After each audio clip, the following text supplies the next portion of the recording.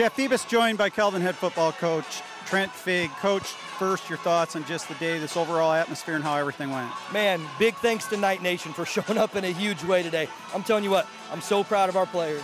I'm so proud of Calvin University, so proud to be a Knight, man.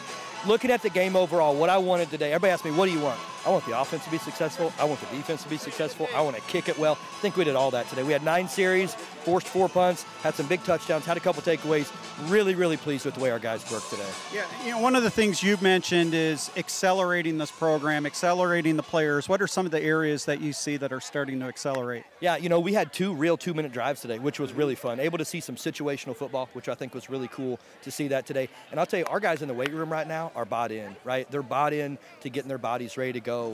You know, we got about a month from now, and we're on the clock for next year already for week 1 next year. So situational football is starting to come along. I'll tell you what, man, this fan base accelerates us so fast. It was awesome today, really was. Yeah. Hunter Hogan, he's going to be one to watch. He made some plays out there, didn't he? He is. He's a playmaker. He loves to play football, loves offense, loves defense. He's our kick. I mean, right now, he safety, wide receiver, holder, punt returner, kicker. He does it all. He does a great job.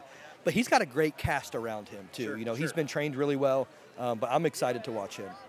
As far as, like, you know, goals for improvement, I know there's all facets, but what are some of the things that you would like to see continue to be improved here, things that you're trying to focus on? Yeah, we had a couple penalties that were sloppy today. You know, we don't want the sloppy penalties. That's something that we emphasize. We've got to speed up our pace of play offensively. There was no play clocks out here today, but we have to speed up our speed of play. And then there's a couple times defensively, it's like, man, we got to get off the field. On 3rd and long, we have to get off the field there. Sure.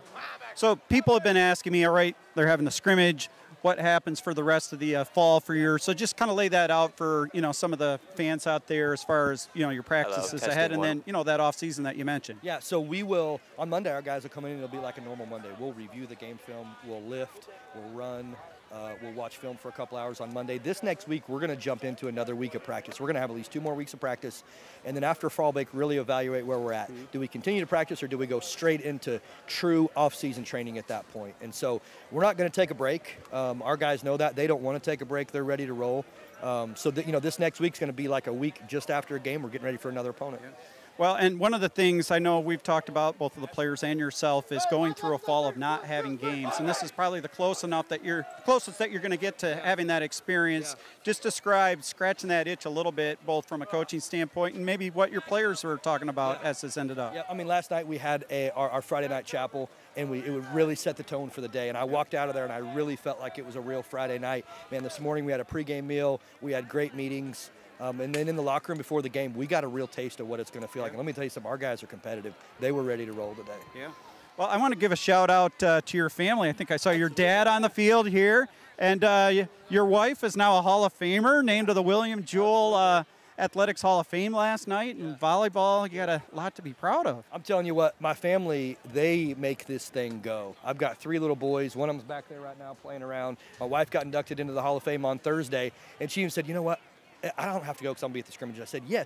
So she flew in at 6 o'clock this morning, landed at 10. She's here for the tailgate. Support through and through from them, it's such a blessing to me. Absolutely. And the rest of your coaching staff, I mean, you got to say something about them. The players have been continually talking about how much they love playing and working for these coaches. Yep. So proud of our staff. Our staff, let me tell you something, what you saw today was the work of our staff. It's our university, it's our football staff. To make this happen today, can't do it without our staff. Those guys are second to none. Absolutely love our staff. I'm so thankful for what those guys are doing. Yeah. Well, next year, September 7 will be the real thing. You have Oberlin here, so we want everyone to come on out, right? Yeah, today was great. I'm telling you what, Night Nation, thank you so much for coming out today. We're going to be loud. We're going to be proud next year in September, and I can't wait. It's truly, truly a great day to be a Calvin Knight. It is. Yep. Calvin head football coach Trent Figg, thanks for stopping by. Absolutely. Go Knights. Go Knights.